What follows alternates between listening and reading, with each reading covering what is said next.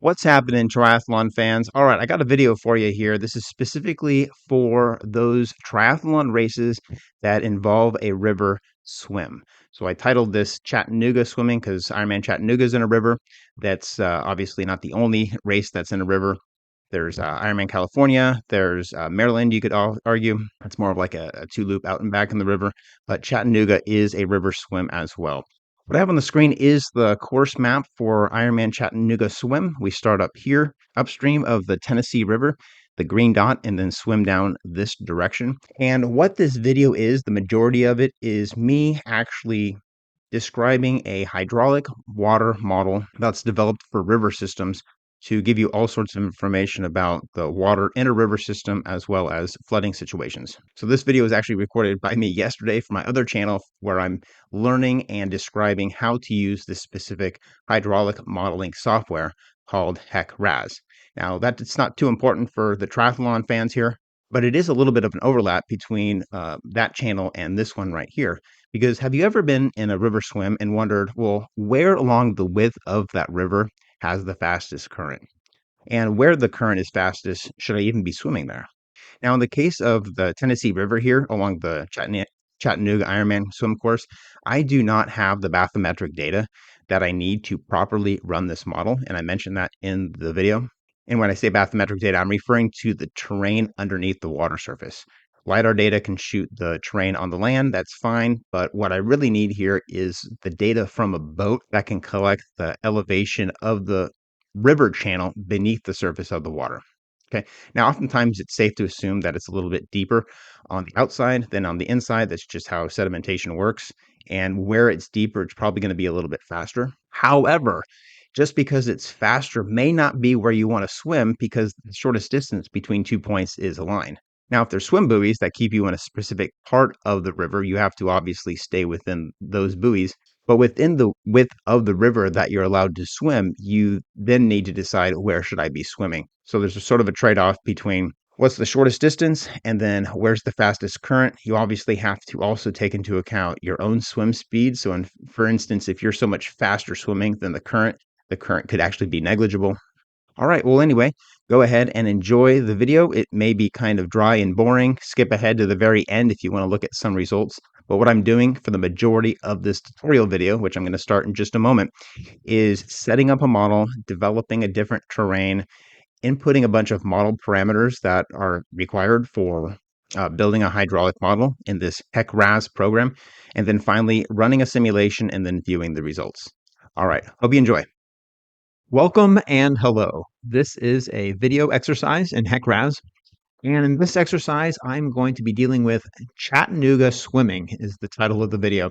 In this video, we will develop a river hydraulic model in the Tennessee River and evaluate velocities when the bathymetry is unknown. So what I'm going to do is create a few different profiles for bathymetry, run the model a few times, and then compare the results. So with all the exercises, I'm going to start from the beginning, File, New. Navigate on your computer where you want to save your project. Okay, and then click over here in the title window and then give it a title. All right, and then click OK. Okay, so I'm going to be using US customary units. Click OK. I'm going to start by opening up RAS Mapper and then importing a projection or setting the projection. This occurs in south central Tennessee. Let me go ahead and bring up the map here. This is the river here. I'll zoom in and take a closer look at this river, but just trust me, it is in Tennessee. And if I bring up the UTM zones, that is UTM 16 North. So then let's go ahead and visit the spatial reference webpage. I'm going to click on EPSG, and then I'm going to just type in UTM 16 North. All right, this third one here is what I've used before, so let's just go with that. It's going to be NAD83 for the horizontal datum. And then scroll down a little bit and then click on the .prj file to download that projection. All right, so let's go ahead and minimize that. I'm going to open up my project file here and then just move that projection here. I'm also going to rename it. I'll call it projection EPSG. All right, minimize that. Let's go ahead and navigate to that projection file. There it is. Apply and OK. Next, what I want to do is download the terrain data. So I'm going to select USGS. And then I'm going to select latitude, longitude, where I specify the top left and bottom right coordinates of the location of interest. This is the location of interest right here. Say, for instance, we find ourselves in the Tennessee River and we are going to be swimming 2.4 miles downstream. And we're going to start here and then end sort of in downtown Chattanooga, I believe. Then this is the particular area. Using the latitude, longitude down here is my go-to method for figuring out where on planet Earth I am. So this is going to be 35 north, 85 west. All right, so once I have that data and I have it written down here in my notes, click on this button right here and then type in the latitude, longitude. And then for longitude, I'm going with a negative number representing the Western Hemisphere. That's the top left coordinate. I'm going to type in the same numbers for the bottom right coordinate and then click OK. I'm going to select elevation models. That's correct. And then query products. Now I'm going to select the 1 meter data, specifically this one right here. That's going to save to my project's terrain directory in a USGS subdirectory. So I'm going to click download and wait for that to download. All right, that downloaded fine. I'm going to go ahead and click close, and then let's load or import that GeoTIFF terrain that we just downloaded into our model. So I'm going to right click, create a new RAS terrain. I'm going to navigate to that file now, and here it is. Okay, I need to convert meters to feet, and then everything else looks good. It's going to be called terrain.hdf. In fact, let me go ahead and change that real quick. I'm going to name this read-only.hdf. Okay, so this is going to be sort of my base, but read-only sort of enforces the fact that I don't want to change it. I want to make copies of it if I need to change anything. Okay, now let's go ahead and click create. All right, that finished up. Let's take a look at that close. And then, yeah, here is the terrain data that we just loaded in. Here is the extent of it right here. Again, this is 1 meter resolution. Here is our river down here. I'm going to scroll in on the river, and then here is the location that we're interested in. And then based on the course map that is right here, we have the starting location. It is 4,100 meters upstream of this downstream street.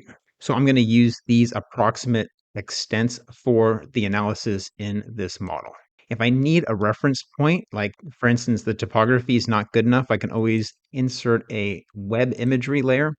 So if I click on like Google or Bing satellite and then click OK, then boom, there's that. So we have a number of bridges here, and then the end of the swim is at the downstream end, which is right about here. So this river pretty much matches up well with the terrain data. We can see that there's no bathymetric data.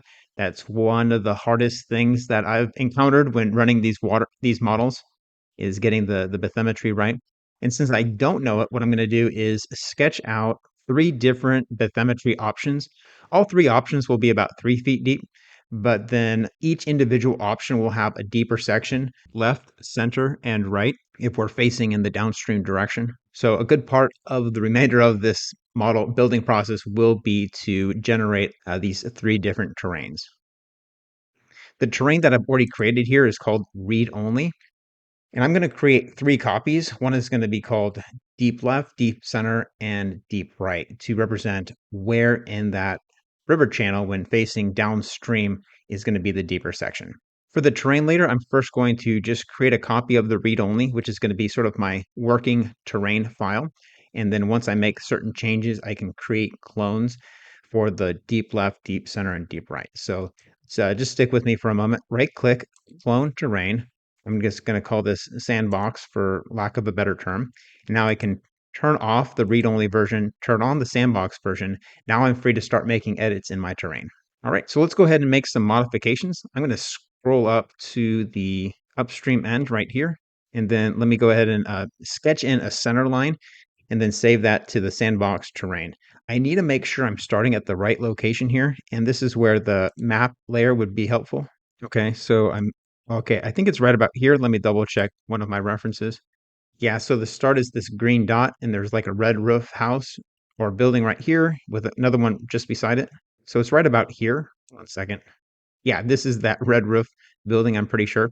So let's just go ahead and start it right here.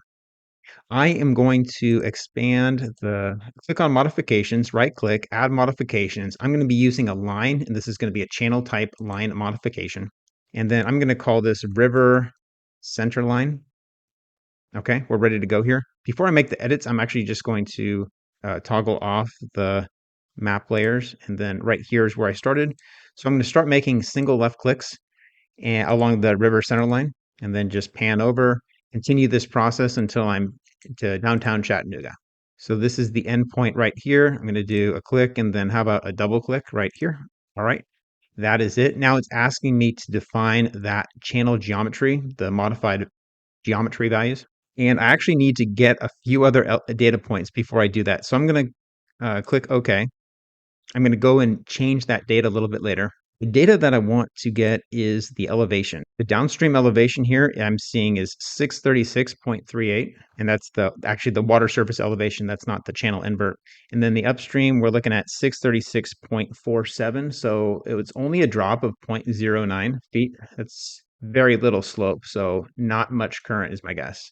I also want to get the slope of that line. When I click on that river center line, and then going to highlight it and then click on the profile button. All right, a 0.09 foot drop divided by, looks about 3,500 feet, let's say 3,300 feet is 0.000027. So I'll say 4 zeros and then a 3. So just rounding up a little bit. I will need that a little bit later when doing the assigning the downstream boundary conditions. What I'm going to do here when editing, I'm going to say that it starts at 633 is the invert elevation, which would be 3 feet below the current water surface elevation. And again, this is only for the sandbox modification. I'm going to make the invert of the river deeper when I make some subsequent modifications to the river channel. I'm going to click on the river center line, then select the center line. Oops. Okay, it's selected now. Right click, edit the ground line modifications. So this is that same dialog box that we had up earlier.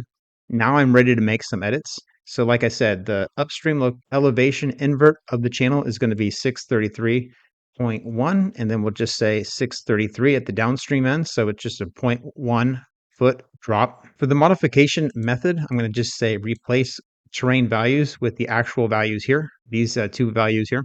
And then for the width, I'm going to, one sec, let me just go ahead and cancel that. Okay, I need to update this. This is not what I want. It's not nearly wide enough. So I'll click on the measure tool and then let's just get the approximate width here of the channel. It is 291 units. So yeah, okay, so let's go back and make the edits. Then right click, edit once again. I'm going to say 350. We'll say a 2-to-1 side slope is fine. Let's see, 2-to-1. So, and it's like 3 feet deep. So we'll just say maybe 370 for the top extents width. All right, that should be good. Let's go ahead and click OK.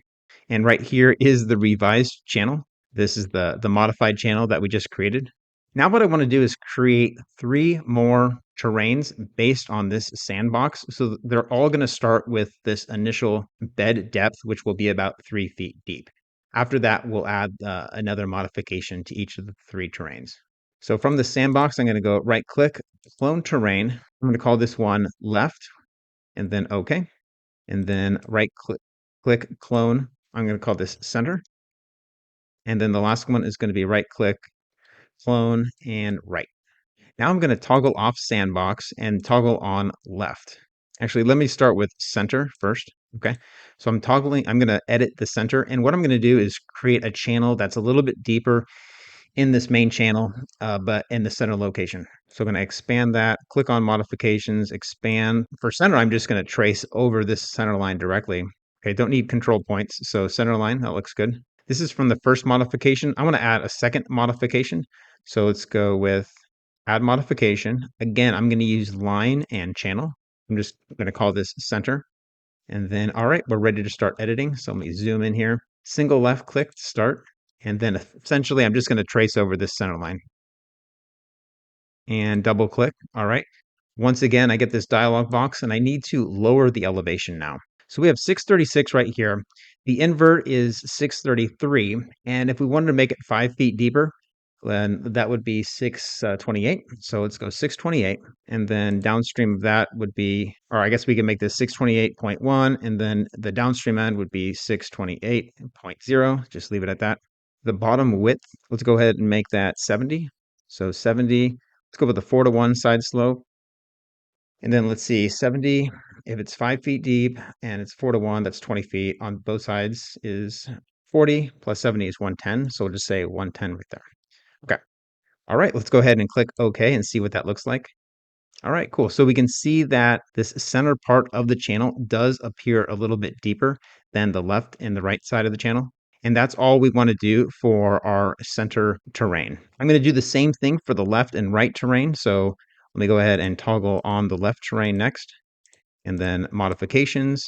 Here's the river center line. That'd be nice to see. What I'm going to do is sketch another line that's sort of splitting the difference between the center line and the bank line. So let's go modifications, right click, lines, channel. I'll just call this left and then start sketching. So here, here, and then here's the final click. All right. As before, let's just go ahead and use the same numbers. That was 628.1 and 628. And then up here, we're going to go with replace terrain values, which is really the same thing as lower value. But okay, what do we use? 70, 4, and 110. Okay, that's good. And then the last one here is the right side. So let's expand that. Modifications, check out the center line, and then right click, add a modification, line, channel, I'll call this right, and then start editing. Zoom in a little bit here and double click. All right, that's the end. Let's go 628.1, 628. And then the width is going to be 70 feet with a 4 to 1 side slope and 110. Okay, click close, and then we can stop the edits and then click yes to save the edits. If I want to look at this last terrain we did, which was the deeper right terrain right here, then what I want to do is right click, move this layer to the top. So when I sketch a profile line, it's going to use this terrain data to look at. So let's go up to features, profile lines, and then just go ahead and click the edit pencil to add a profile line. Let's add a profile line. How about just right here? So a single left click and then a double left click at the end. Profile line 1 is fine. So I'll click OK. And then let's go ahead and check out what that terrain looks like. All right, so here's the terrain. I should have probably started it a little bit further. So 1 second, let me just modify that real quick. Zoom in here, then double click. Let me move this over. Okay, that should probably be good. Let's see what that looks like. Okay, much better. So basically we have the original 3-foot depth that was created in our sandbox terrain layer. And then for this deep right, we have a deep section that's, well, it's only 5 feet deep here, but we expect to have higher flows and higher velocities in this right part of the river. If I went ahead and looked at the same cross section, but for the left deep terrain, then I can go ahead and load that up. Let me just toggle that off, toggle left on, and then I need to also move this to the top, I believe. Okay. Let me click on the profile line, click edit, and then check out what we have here. Okay, cool. So again, it goes down 3 feet and then 5 feet. And then in the center and the right part of the channel, it's just, again, about 3 feet deep. Okay, I should probably fix this right here, but it's all right. All right, let's go ahead and add some geometry and the hydraulics and get on with things here. So let's create a geometry. So I'll just call this base. We're only going to need one geometry, even though we will have multiple different terrains associated with it. In fact, as far as terrain goes, let's go ahead and just let's start with right as our first choice. And I'll click close. All right, so click on the geometry name, base, and then edit. I want to add a 2D flow area, which is this one right here, and perimeter is what I'll sketch out. This is not going to be a model where I investigate flooding, a levee breach, a dam break, anything crazy like that. I am using a 2D flow model, but that doesn't mean I need to include anything more than the channel. So this is a situation where I'm only going to sketch out the channel and sketch along the perimeter of the channel for this model. And double click to finish it. I'll call this 2D flow area and then click OK. Let's go ahead and just see what 100 foot looks like for the computation point spacing and click generate computation points. Okay, so let's see. Yeah, that's not quite enough. I'm going to go ahead and make the cell sizes a little bit smaller. How about 50? And then click generate computation points. Yes, override the existing. That looks good. So go ahead and click close. Here is our mesh. The only thing I need to add to the geometry after this is the upstream and downstream boundary condition lines. So here they are, boundary condition lines. And then I'm editing. Okay, so I'm just going to sketch from left to right. Single left click, double click. I'll call this boundary condition upstream. And then I need to make one downstream as well. So let me pan over, zoom in, and then just a single left click, and then a double click. So I'll call that BC downstream. All right, so I'm going to stop the edits, click the stop sign, and then OK. Let's go ahead and add some flow data. So to do that, I'll go to Edit, Unsteady Flow Data. And for some reason, I'm not seeing the boundary conditions. I just have to open the geometry in the geometric data editor for me to be able to define the boundary conditions for some reason. So let's go ahead and open that up, click OK. All right, it's open and I don't need it though, so I'll click Close, Edit, Unsteady Flow Data. Boom, here are my boundary conditions. For the downstream boundary condition, I'm just going to use normal depth. And then as before, I'll type in that slope. I think it was 2.7. Okay. And then for the upstream boundary condition, I am going to use a stage hydrograph. And I'll use a 1 hour time step, and I'll set the simulation time just to use the simulation time of the plan, which we'll get to a little bit later. From the original terrain here, the water surface elevation was 636. So how about we do this? We go 635, and then we gradually increase over the course of a 24-hour period up to 638. Let's see what happens there. So I'll come down here to hour 25, 638, and then I'll just click off and then click this button to interpolate missing values. So that'll fill in the values there on a linear interpolation. Okay, so I'll click close. And then let's see, initial conditions. I don't need to do that. All right, so I'm going to go ahead and file save the unsteady flow data. I'm going to name this water surface elevation and then 635-638, just so I can know what the range of elevations are from the title, and click OK. All right, so I'll close that. Next, let's go ahead and run the model. So run unsteady flow analysis. Before I can do that, I want to go ahead and name the plan and then input some parameter data. So file, save the plan. I'm going to call this, we're starting with the right geometry. So I'll call the plan right, okay. And then right over here for the short ID. I'm going to toggle on geometry preprocessor, unsteady flow simulation, and post processor. For the starting date time, I think it'd be a nice touch to actually use the date of the race, September 28th of this year. So 28 September 2025. We'll just start it at midnight and end it at midnight, and 29 September 2025. For the mapping output interval, I like to actually use a shorter time interval. Just makes for a better animation after we have the results. And then one last thing is the options. I want to go ahead and add a warm-up period. So computation options and tolerances. Click on the 2D flow options tab, and then in row 11 for initial conditions, I want to set this to, how about 6 hours? That should be sufficient. Okay. All right, I think that's everything. So let's do one final save and then click the compute button. All right, so that ran, that looks good. Before I look at results, what I want to do is change the geometry to use the center and then the left terrains, and then create a new profile, run those two other simulations, then we'll look at results. So to do that, I'll go back to RAS Mapper, I'll click on Project, and then Manage Layer Associations. Now for my base geometry, I now want to change this to center right here. Click on Close, then go ahead and save. To run the center model now, I'll click on the unsteady flow analysis. I'm going to save this plan as center because I know that the geometry file, this base, is now using that center terrain. So File, Save Plan As, instead of right, center. And then, yeah, I'll call this center as well. And then click on Compute. Okay, that looks good. I'll close that up. One last simulation. This is going to be left, which is what we see on the screen here. Project, manage layer associations. Our base geometry is going to use left terrain, and close. Save that. All right, and then one final plan, file, save plan as, left, and compute. All right, that finished up. Let's go ahead and click close. Let's take a look at some of those results here in RAS Mapper.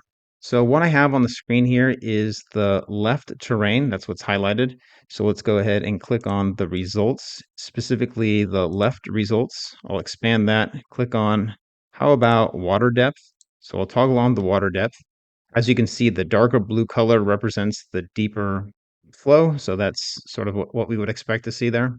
I'm going to toggle off a few of these geometry features. Yeah, we don't need the grid. And then I'm also going to bring this left up to the top. So move layer to the top.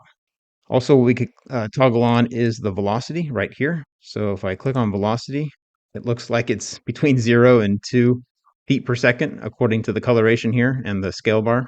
And something else I can check out is the flow arrows. And then I'm going to click on the flow arrows right here.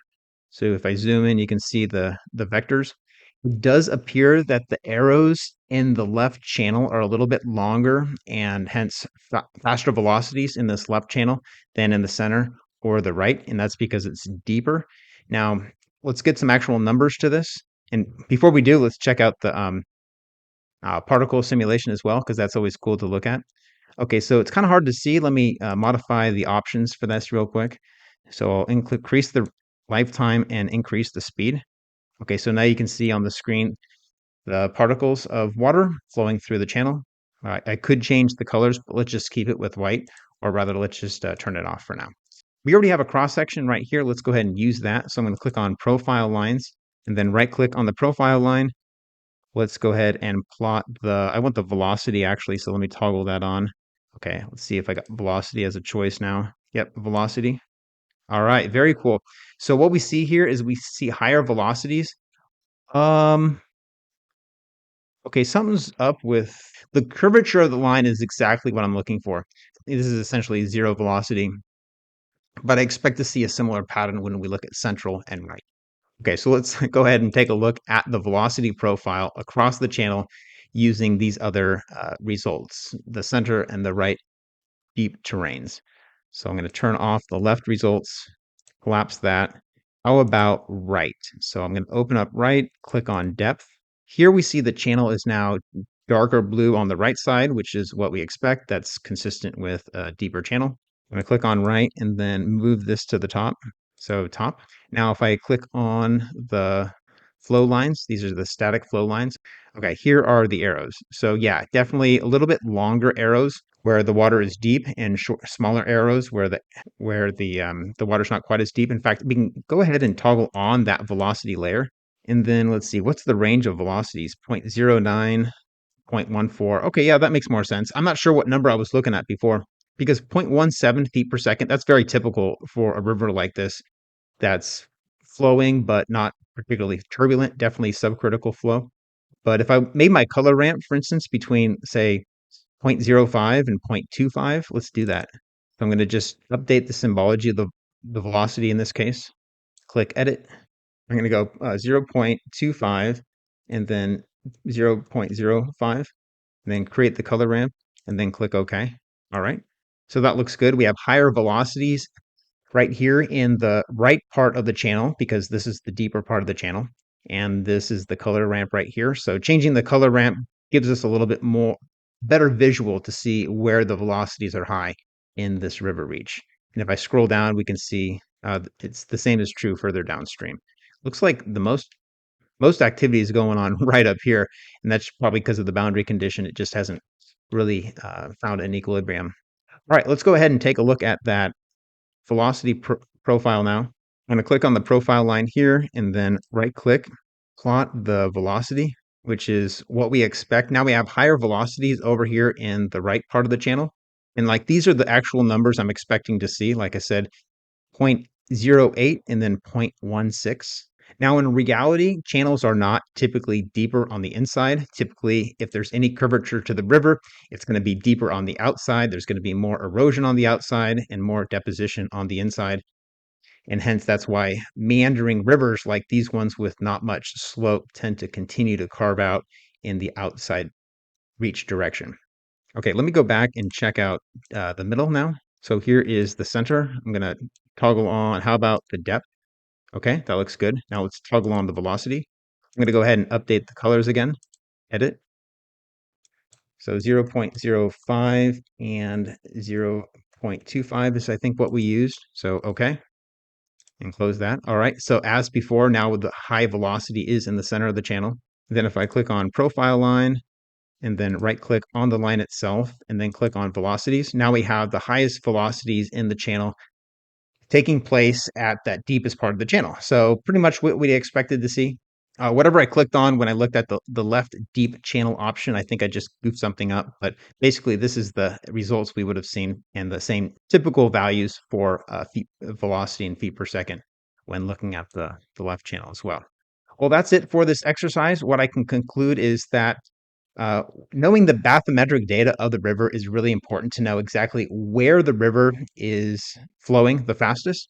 And if you happen to find yourself in a swim race in Tennessee River or anywhere else, then you can go ahead and send me that bathymetric data, and I'll go ahead and run the model and tell you where you want to swim.